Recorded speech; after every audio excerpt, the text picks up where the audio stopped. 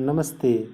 आज हम पढ़ेंगे कक्षा 11 के पाठ्यक्रम में सम्मिलित मीराबाई और उनके दो पद। लेकिन उससे पहले जान लेते हैं कवयित्री मीराबाई कौन थीं। कृष्ण भक्ति शाखा की महत्वपूर्ण कवयित्री मीराबाई का जन्म सन 1498 ईस्वी कुड़की गांव, मारवाड़ रियासत के राज परिवार में हुआ था। संत कबीरदास मीराबाई के गुरु माने जाते हैं। बचपन से ही मीराबाई के मन में कृष्ण भक्ति की भावना जन्म ले चुकी थी, इसलिए वे कृष्ण को ही अपना आराध्य और पति मानती रहीं। अन्य भक्तिकालीन कवियों की तरह मीरा ने भी देश में दूर दूर तक यात्राएं की। चित्तौड़ राजघराने में अनेक कष्ट उठाने के बाद मीरा वापस मेड़ता आ गई। यहाँ से उन्होंने कृष्ण की लीला भूमि वृंदावन की यात्रा की। जीवन के अंतिम दिनों में वे द्वारिका चली गई। माना जाता है कि वहीं रणछोड़ दास जी के मंदिर की मूर्ति में वे समाहित हो गई। मीराबाई ने लोकलाज और कुल की मर्यादा के नाम पर लगाए गए सामाजिक और वैचारिक बंधनों का हमेशा विरोध किया, पर्दा प्रथा का कभी पालन नहीं किया तथा मंदिर में सार्वजनिक रूप से नाचने गाने में कभी हिचक महसूस नहीं की। मीरा मानती थी कि महापुरुषों के साथ संवाद, जिसे सत्संग कहा जाता है, से ज्ञान प्राप्त होता है और ज्ञान से मुक्ति मिलती है। अपनी इन्हीं मान्यताओं को लेकर वे दृढ़ निश्चयी थीं। निंदा या बंदगी उनको अपने पद से विचलित नहीं कर पाई। जिस पर विश्वास किया उसी पर अमल किया। इस अर्थ में उस युग में जहाँ रूढ़ियों से ग्रस्त समाज का दबदबा था, वहाँ मीरा स्त्री मुक्ति की आवाज़ बनकर उभरी।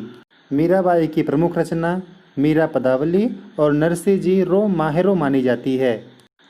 मीरा की कविता में प्रेम की गंभीर अभिव्यंजना है, उसमें विरह की वेदना है, मिलन का उल्लास भी है। मीरा की कविता का प्रधान गुण सादगी और सरलता है। कला का अभाव ही उनकी सबसे बड़ी कला है। उन्होंने मुक्तक गेय पदों की रचना की। लोक संगीत और शास्त्रीय संगीत दोनों क्षेत्रों में उनके पद आज भी लोकप्रिय हैं। मीरा की मूल भाषा राजस्थानी है, किंतु कहीं कहीं ब्रज भाषा का भी प्रभाव है। कृष्ण के प्रेम की दीवानी मीरा पर सूफियों के प्रभाव को भी देखा जा सकता है।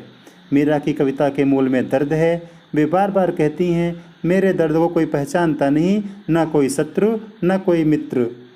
पाठ्यक्रम में मीरा के दो पद संकलित हैं।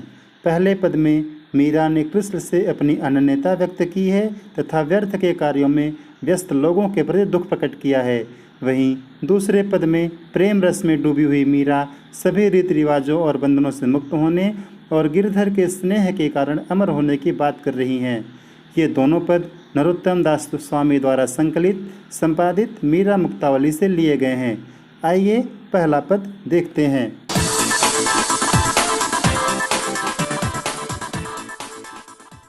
मेरे तो गिरधर गोपाल दूसरो न कोई, जाके सिर मोर मुकुट मेरो पति सोई। छाड़ दई कुल की कहानी कहा करी है कोई, संतन ढिंग बैठ बैठ लोक लाज खोई। अंसुअन जल सींच सींच प्रेम बेल बोई, अब तो बैल फैली गई आनंद फल होई। दूध की मथनियाँ बड़े प्रेम से बिलोई, दधि मथि धृति काढ़ लियो डारे दई छोई। भगत देखी राजी हुई जगति देखी रोई, दास मीरा लाल गिरधर तारो अब मोही। यहाँ कान से तात्पर्य मर्यादा से है। ढिंग का मतलब साथ, बेल प्रेम की बेल, बिलोई मतलब मथना और छोई से तात्पर्य छाछ या सारहीन अंश से है। आइए अब भावार्थ समझते हैं। पहले दो पंक्तियाँ फिर से पढ़ते हैं। मेरे तो गिरधर गोपाल दूसरो न कोई, जाके सिर मोर मुकुट मेरो पति सोई। अर्थात मीराबाई कहती हैं, मेरे तो गिरधर गोपाल अर्थात श्री कृष्ण ही सब कुछ हैं, दूसरे से मेरा कोई संबंध नहीं है। जिसके सिर पर मोर का मुकुट है वही मेरा पति है। यहाँ मीरा ने कृष्ण को अपने पति के रूप में माना है तथा अपने उद्धार की प्रार्थना की है।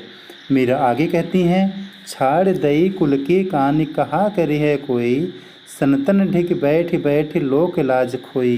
अर्थात श्री कृष्ण के लिए मैंने परिवार की मर्यादा भी छोड़ दी है, अब मेरा कोई क्या कर सकता है। अर्थात मुझे किसी की परवाह नहीं है।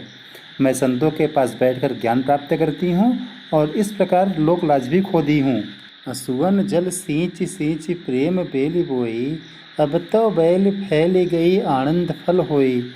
अर्थात मीरा आगे कहती हैं, मैंने अपने आंसुओं के जल से सींच सींच करके प्रेम की बेल बोई है। अब यह बेल फैल गई है और इस पर आनंद रूपी फल लगने लगे हैं। मीरा आगे कहती हैं, दूध की मथनियाँ बड़े प्रेम से बिलोई, दधि मथि धृत काढ़ी लियो डारी दई छोई। अर्थात मैंने कृष्ण के प्रेम रूपी दूध को भक्ति रूपी मथानी से बड़े प्रेम से बिलोया है और मैंने दही से सार तत्व अर्थात घी को निकाल लिया है, शेष सारहीन तत्व अर्थात छाछ को छोड़ दिया है।